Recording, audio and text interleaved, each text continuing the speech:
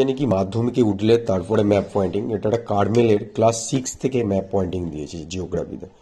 তো খুব ভালো লাগে। তো এদের পড়াশোনার প্রতি আগে থেকেই যে কতটা ডেপথ আসে সেটাই আমি বুঝতে পারি। যে ক্লাস 6-এ সবে পড়ে, সেখানে নর্থ আমেরিকার একটা ম্যাপ দিয়েছে, কিন্তু এখন মাধ্যমিক লেভেলে যে সমস্ত স্টুডেন্টরা পড়ছে, তো তাদের ম্যাপ পয়েন্টিং আমি দেখি আর অবাক হয়ে যাই, আর এদের ম্যাপ পয়েন্টিং দেখি। তো সবাইকে বলছি, পড়াশুনো মানে শ্রম দিতে হয়, শুধু ঘুরলে পড়াশুনো হয়ে যায় না, সেখানে পড়তে হবে। ঠিক আছে, তোমাদের আগে থেকে পড়তে হবে, দেখতে হবে, নিজেদের চেষ্টা করতে হবে। স্যার মানে যতই স্যার দাও, ভালো ভালো স্যার দাও, স্যার গুলে খাওয়ালেও হবে না, নিজেদের চেষ্টা থাকা দরকার।